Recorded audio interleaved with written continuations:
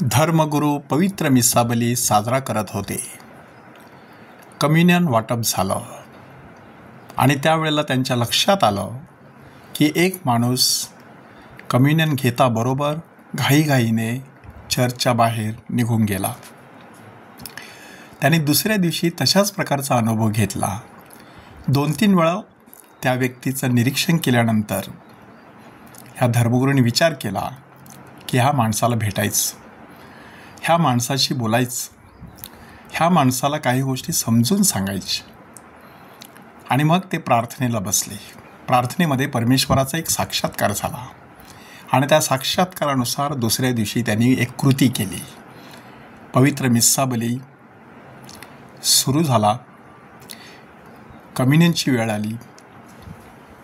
त्या माणसाने कम्युनियन घेतलं. आपल्या सवयीनुसार तो माणूस घाईघाईने बाहेर पडू लागला. फादरांनी सांगितल्याप्रमाणे 2 वेदी सेवक आपल्या हातामध्ये जळत्या मेणबत्त्या घेऊन त्याच्याबरोबर निघाले. सगळे लोक अवाक होऊन त्या दृश्याकडे पाहत होते. तो माणूस देखील अचंबित झाला आणि तो त्या मुलांना विचारतो, मुलांनो काय करता, तुम्ही कुठे चाललात?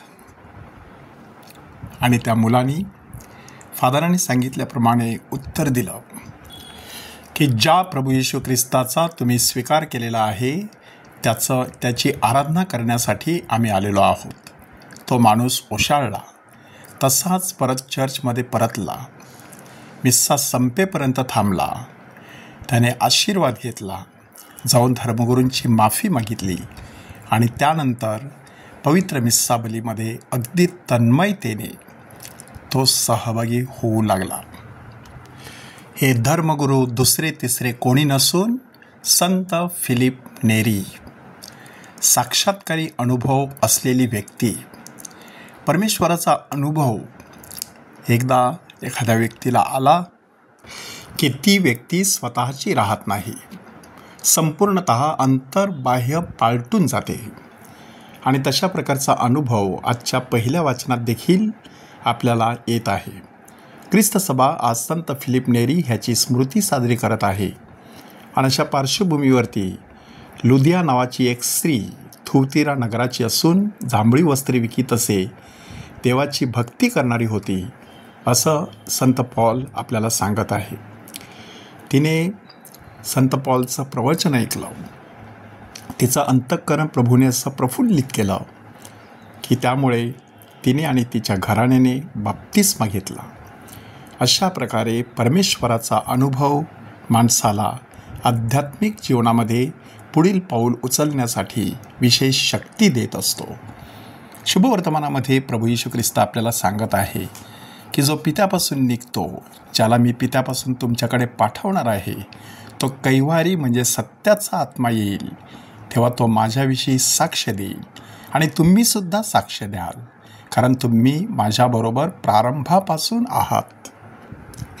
प्रेषितांनी प्रभू येशू ख्रिस्ताचा जवळून अनुभव घेतलेला, मात्र त्यांचं पूर्ण परिवर्तन झालं होतं असं आपल्याला सांगता येणार नाही. म्हणून पेंटेकॉस्टच्या दिवशी पवित्र आत्मा उतरल्यानंतर मात्र तेच शिष्य किंवा प्रेषित आपल्याला वेगळ्या रूपामध्ये परमेश्वराचं वचन धैर्याने सांगताना दिसतात.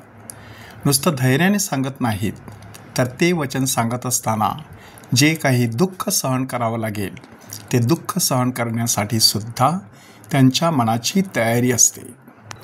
सध्या आपण पुनरुत्थान काळातील 6व्या आठवड्यात आहोत आणि हा आठवडा आपल्याला स्वर्गारोहणाच्या दिशेने घेऊन जात आहे. आणि त्या स्वर्गारोहणानंतर पेंटेकॉस्टचा सोहळा आपण साजरा करणार आहोत. परमेश्वराकडे आज एक विशेष प्रार्थना करूया की हे परमेश्वरा, तुझ्या पवित्र आत्म्याच्या आगमनाने कितीतरी लोकांच्या जीवनामध्ये नवचैतन्य संचारलं.